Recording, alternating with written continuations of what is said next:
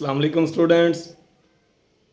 Class first year chapter number 9 के numericals समझेंगे। Two unequal point charges, दो point charges unequal point charges हैं, repel each other with force of 0.4 newton. ये दोनों charges जो है ना एक दूसरे को 0.4 न्यूटन की फोर्स के साथ रिपेल कर रहे हैं। When they are 5 centimetre apart, जब उनके दरमियान डिस्टेंस जो है ना वो 5 सेंटीमीटर था। Find the force which each charge exert on other. उसने कहा फोर्स मालूम करे दोनों चार्जेस ने जो एक दूसरे पे लगानी है। अगर हम 5 सेंटीमीटर की बजाय डिस्टेंस जो है ना वो इनके दरमियान कर दें, और दूसरा है 15 सेंटीमीटर अपार्ट, अगर डिस्टेंस 5 की बजाय 15 सेंटीमीटर हो जाए तो कितनी फोर्स होगी। सॉल्व करना शुरू करते हैं। क्वेश्चन पे गौर करना है। पहले तो उसने जो चीज़ें दी हुई हैं वो लिख लेते हैं कि उसने दी हुई है फोर्स इनके दरमियान F, इसको F1 कह दें, 0.4 न्यूटन। उसने डिस्टेंस दिया हुआ है इनके दरमियान, इसको R कह दें, ये कितना है 5 सेंटीमीटर। 5 सेंटीमीटर को आप लिख सकते हैं 5 multiplied by 10⁻⁻² metre. Coulomb law हमने पढ़ा हुआ है। कूलम लॉ है F is equal to K Q1 Q2 over R square. याद रखें जो जो वैल्यूज इनमें चेंज नहीं होंगी वो इज इक्वल टू की एक साइड पे रहने दें। जैसे K कांस्टेंट है, ये जो चार्जेस जो मर्जी होते रहे इसमें यही रहना है। K कितना है 9 मल्टीप्लाइड बाई 10⁻⁹ यूनिट्स, जो भी इसका यूनिट है। अब बात ये है कि K कांस्टेंट है, Q1 और Q2 यही रहेंगे। जो चीज़ बदलनी है वो कौन सी है, फोर्स बदलेगी और इनके दरमियान डिस्टेंस बदलेगा। डिस्टेंस बढ़ेगा फोर्स कम हो जाएगी, डिस्टेंस कम होगा फोर्स बढ़ जाएगी। तो R भी इधर वाली साइड पे ले आए तो ये बनेगा F multiplied by R square is equal to K Q1 Q2। अब ये जो वैल्यूज लिखी हुई है ना K, ये भी कांस्टेंट है, Q1 Q2 का प्रोडक्ट भी कांस्टेंट है। इसका मतलब ये है कि जब ये दोनों चीजें कांस्टेंट, हम लिख सकते हैं F multiplied by R square is equal to constant. ये फार्मूला है जिस वाले फार्मूले से हमारे ये न्यूमेरिकल हल होंगे। यानी इस वाले फार्मूले को मैं ऐसे भी लिख सकता हूँ F1 R1 का square is equal to F2 R2 का स्क्वायर। इस तरह भी लिखा जा सकता है। इस वाले तरीकों को लेके हम इसका पहला पार्ट जो है ना वो सॉल्व करते हैं। हमें पता है ये वाली टर्म F1 बन गई, ये R1 बन गई। उसने R2 दिया हुआ है 25 सेंटीमीटर। R2 जो है वो 2.5 सेंटीमीटर, सॉरी 2.5 सेंटीमीटर R2 दिया हुआ है। R1 जो है ये है 5 सेंटीमीटर और F1 जो है ये 0.4 न्यूटन। F2 हमने मालूम करना है, यही वाला फार्मूला इस्तेमाल करें। F1 R1 का square is equal to F2 R2 का स्क्वायर। ये फार्मूला यहाँ पे लगाया। इसमें हमने F2 मालूम करना है, ये इधर डिवाइड में ले आए तो F2 is equal to F1 R1 का स्क्वायर ओवर R2 का स्क्वायर। इसमें वैल्यूज पुट कर दें। F1 कितना है 0.4, R1 कितना है, R1 5 मल्टीप्लाइड बाई 10⁻⁻², इसका स्क्वायर लिखना है तो 5 5 are 25 और 10⁻⁻² का स्क्वायर 10⁻⁻4 ओवर R2 का स्क्वायर कितना है, R2 कितना है वो है 2.5 मल्टीप्लाइड बाई 10⁻⁻4 भी आ जाएगा। इसको हम लिखेंगे 2.5 का स्क्वायर होता है 6.25 मल्टीप्लाइड बाई 10⁻⁻4। जब आप इसको मीटर में बदलेंगे, मतलब इसी को मीटर में बदलें तो 2.5 मल्टीप्लाइड बाई 10⁻⁻4 मीटर ये आ जाएगा। अब ये वाली रकम जो है ना वो इस वाली रकम से कट जाएगी, ठीक है। अब बाकी इस रकम को इससे मल्टीप्लाई करें, इस पे डिवाइड कर दें।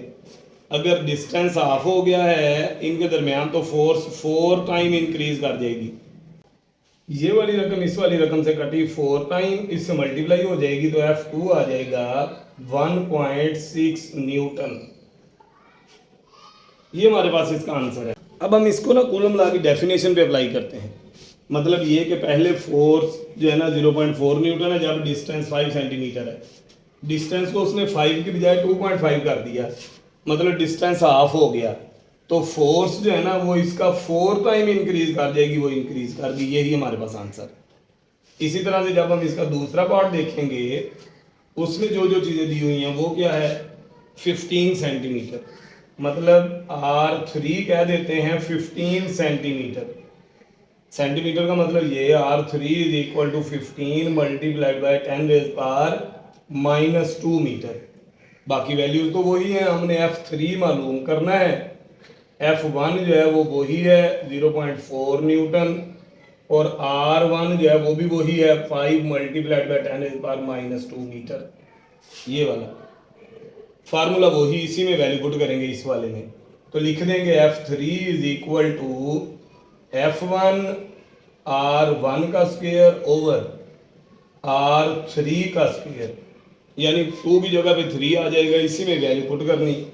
F1 कितना है 0.4, R1 कितना है, R1 जो है ना वो ये वाला है, इसका स्क्वायर आ जाएगा 25 मल्टीप्लाइड बाई 10⁻⁻4 ओवर R3 कितना है 15 मल्टीप्लाइड बाई 10⁻⁻2, इसका भी स्क्वायर आ जाएगा 15 15 are 225 मल्टीप्लाइड बाई 10⁻⁻4, तो ये वाली टर्म इससे काट जाएगी, ये इससे 9 टाइम 0.4 को 9 पे डिवाइड कर दें तो हमारे तो कैलकुलेटर लगा लें 0.044 न्यूटन इतनी एक बन रही है।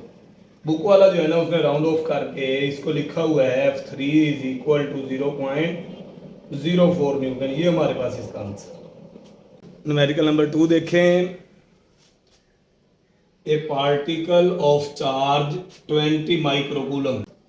उसने कहा एक चार्ज है 20 माइक्रोकूलम, यानी जो उसने दिया हुआ है ना चार्ज वो है 20 माइक्रोकूलम, 20 मल्टीप्लाइड बाय 10⁻⁻6 कूलम, इतना चार्ज है। Is placed between 2 parallel plates, 2 parallel plates के दरमियान में पड़ा हुआ है। एक ये वाली प्लेट है, ये वाली, और एक ये वाली प्लेट है, ये 2 पैरेलल प्लेट्स हैं, इसके दरमियान में ये वाला चार्ज ये पड़ा हुआ है 20 माइक्रोकूलम। क्यू लिख देते हैं, यहाँ पे ये चार्ज यहाँ पे पड़ा हुआ है 10 सेंटीमीटर अपार्ट। ये जो प्लेट्स हैं इनके दरमियान जो डिस्टेंस है ये d, ये बराबर है 10 centimetre, and having a potential difference of 0.5 kilo volt. और इन दोनों पॉइंट्स के दरमियान, प्लेट्स के दरमियान जो पोटेंशियल डिफरेंस है, वोल्टेज है, वो कितनी है, वो है 0.5 kilo volt. Between calculate the electric field between the plates, कहता है इन दोनों प्लेट्स के दरमियान इलेक्ट्रिक फील्ड कितनी होगी इनके दरमियान।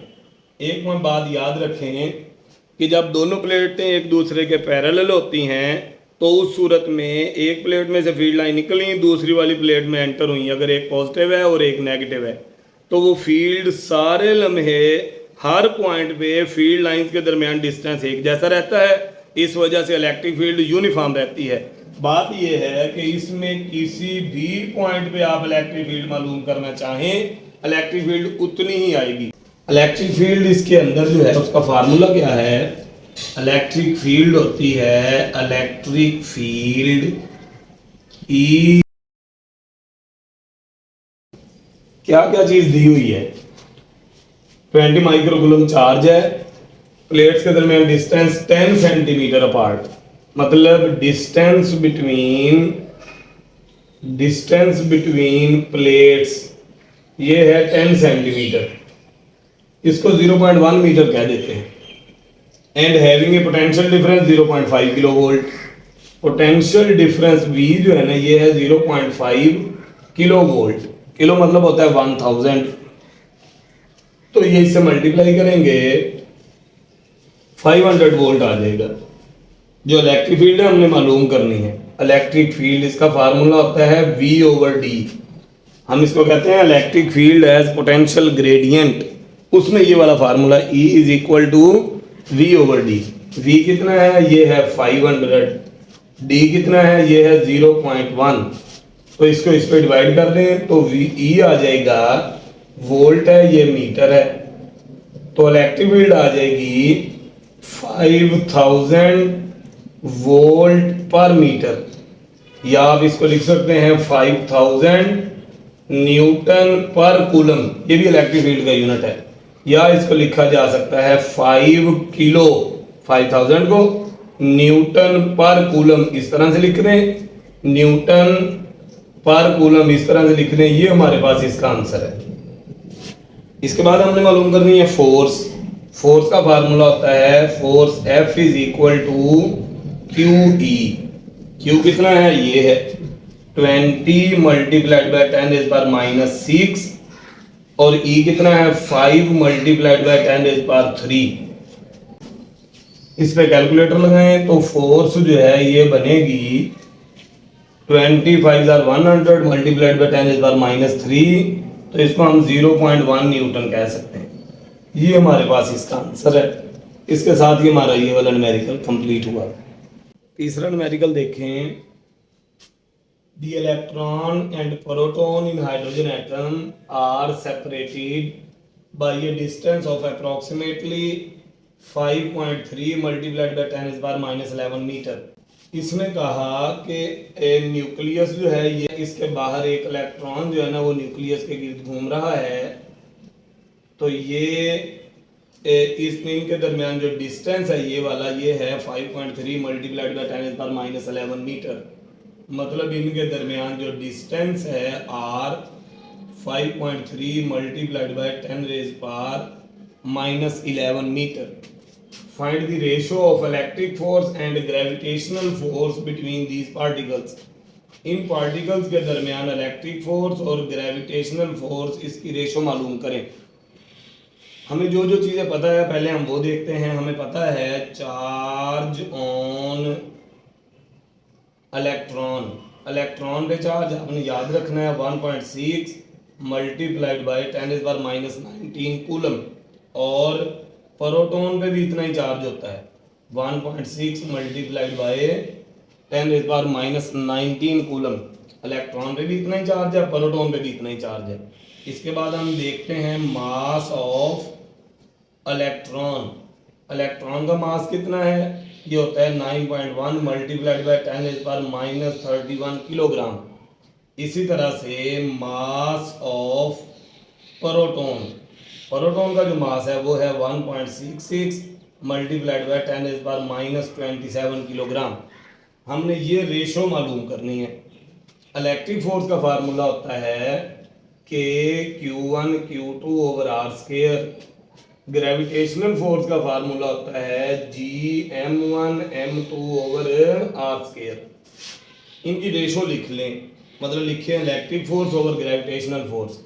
Electric force over gravitational force is equal to के इलेक्ट्रॉन पे चार्ज E1, प्रोटॉन पे चार्ज E, दोनों पे चार्ज E ही होता है, over R square divided by mass के लिए G और M मास इलेक्ट्रॉन का और मास प्रोटॉन का ओवर R स्क्वायर। तो ये वाला R स्क्वायर इससे काट जाएगा, तो जो फार्मूला रह गया वो बना के e square over G mass of electron mass of proton. इसमें वैल्यूज पुट करेंगे तो electric force divided by gravitational force is equal to K की जगह पे लिखेंगे 9 multiplied by 10 is power 9। Electron पे चार्ज है 1.6 multiplied by 10 is power -19, proton पे भी यही है तो स्क्वायर आ जाएगा, ओवर जी जो है वो होता है 8.85 multiplied by 10 is power -11 newton metre square पर kilogram square. Mass of electron होता है 9.1 multiplied by 10 is power -31। Mass of proton होता है 1.66 मल्टीप्लाइड बाय 10 इज पावर -27। अब जब हमने इस तरह से ये रकमें लिख ली हैं, कैलकुलेटर लगाना है तो ये जो बटा है इसमें यहाँ पे भी ब्रैकेट लगाएं, यहाँ पे भी लगाएं। ऊपर वाली रकमों को सॉल्व करें, नीचे वाली को सॉल्व करें, हमारे पास इसका आंसर आ जाएगा। इलेक्ट्रिक फोर्स और ग्रेविटेशनल फोर्स की जो रेशो बनेगी 2.3 मल्टीप्लाइड बाय 10 इज पावर 39। चूँकि ये दो एक जैसी क्वांटिटीज़ की रेशो है, इस वजह से इसके साथ कोई यूनिट नहीं आएगा।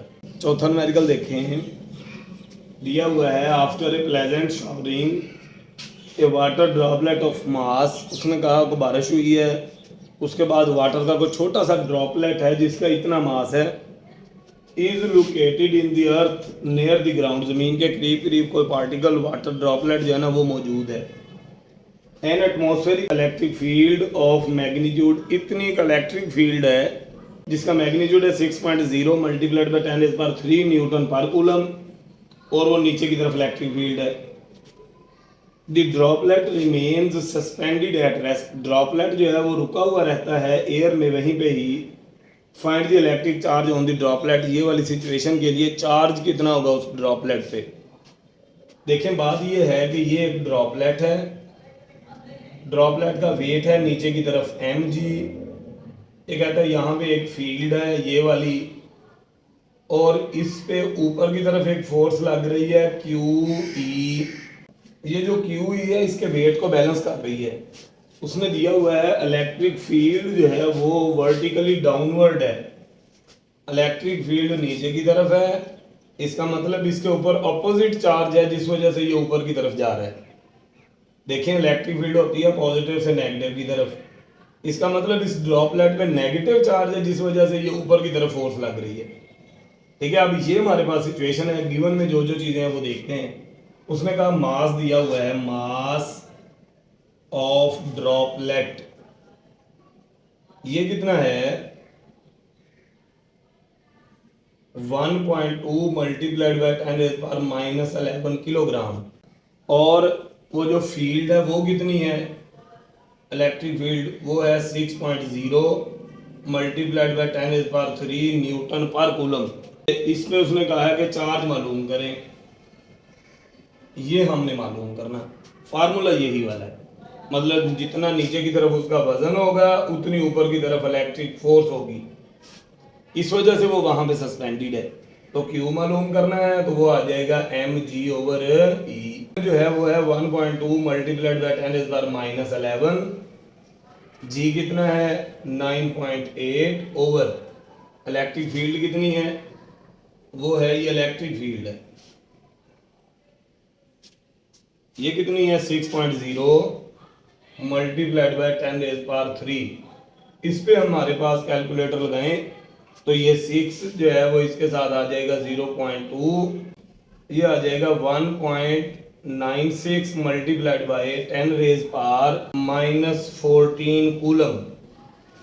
और चूंकि जो है वो चार्ज नीचे से ऊपर की तरफ फोर्स लगनी है, इलेक्ट्रिक फील्ड पॉजिटिव है और नेगेटिव है, तो चार्ज जो है वो ऊपर की तरफ अगर फोर्स लग रही है तो इसका मतलब इसके ऊपर नेगेटिव चार्ज है जिस वजह से ये पॉजिटिव इसे अपनी तरफ खींच रहा है। और यहाँ पे हम लिखेंगे the charge on droplet is negative, droplet पे जो चार्ज है वो नेगेटिव है। यहाँ पे हमारा ये वाला न्यूमेरिकल कंप्लीट हुआ। पांचवा न्यूमेरिकल देखें, an electron enters the region of uniform electric field, एक इलेक्ट्रॉन यूनिफॉर्म इलेक्ट्रिक फील्ड में जा रहा है विद वेलोसिटी, ये उसकी वेलोसिटी दी हुई है, वेलोसिटी दी हुई है vi 2.99 मल्टीप्लाइड बाय 10⁻6 मीटर पर सेकंड, और इलेक्ट्रिक फील्ड दी हुई है field E 300 Newton per coulomb. The horizontal length of the plate is 10 centimetre. इस तरह से कोई जो है वो वायर है जिसमें से जा रहा है, इधर बैटरी का पॉजिटिव टर्मिनल इधर नेगेटिव, इस वजह से अंदर इलेक्ट्रिक फील्ड है, और इसी इलेक्ट्रिक फील्ड में इलेक्ट्रॉन जो है ना वो मूव कर रहा है। तो उसने कहा इसकी लेंथ जो है ना वो 10 सेंटीमीटर है, लेंथ दी हुई है L, 10 सेंटीमीटर का मतलब होता है 0.1 metre. Find the acceleration of the electron, electron का एक्सेलरेशन मालूम करें A, और how long will it take to pass the, वो वाला डिस्टेंस कवर करने में वो कितना टाइम लेगा, ये टाइम मालूम करना है। बिल्कुल सिंपल चीज़ है, जब कोई चार्ज पार्टिकल मूव कर रहा होता है ना, पहली बात तो ये इलेक्ट्रॉन इलेक्ट्रिक फील्ड की उल्ट सिमत में मूव करता है, दूसरी बात ये कि जो इसके ऊपर फोर्स लग रही है वो होती है F is equal to Q E, और ये न्यूटन के सेकंड लॉ ऑफ मोशन के मुताबिक एम ए के बराबर होती है। इस वजह से इसी वाले फार्मूले से ए बराबर आ जाएगा क्यू ई ओवर एम। इसमें वैल्यू पुट कर देंगे। एक इलेक्ट्रॉन पे चार्ज कितना है 1.6 मल्टीप्लाइड बाय 10⁻⁻19। इलेक्ट्रिक फील्ड कितनी है 300 ओवर मास कितना है, इलेक्ट्रॉन का मास होता है 9.1 मल्टीप्लाइड बाय 10⁻31। ये हमारे पास जो है ना वो क्यू ई ओवर एम ये वाली वैल्यूज आ गई। इन वैल्यूज से अब हम एक्सेलरेशन जो है ना वो मालूम करें। कैलकुलेटर लगाएं। कैलकुलेटर लगाने में यहाँ पे ब्रैकेट लगानी जो है ना ये ज़रूरी है। कैलकुलेटर लगाएं, आंसर आएगा 5.27 मल्टीप्लाइड बाय 10⁻13 मीटर पर सेकंड स्क्वायर। एक तो ये आ गया एक्सेलरेशन, और दूसरा हमने मालूम करना है कितना टाइम लगेगा। उसके लिए हमारे पास फार्मूला है S is equal to V T. तो T कितना बनेगा, वो बनेगा S ओवर V। S कितना है वो ये वाला है 0.1 डिवाइडेड बाय V कितना है 2.99 मल्टीप्लाइड बाय 10⁻6। इस पे जो है वो फिर कैलकुलेटर लगाएं तो जवाब आ जाएगा। ये बनेगा 3.34 मल्टीप्लाइड बाय 10⁻⁻8 सेकंड। ये हमारे पास इसका आंसर है।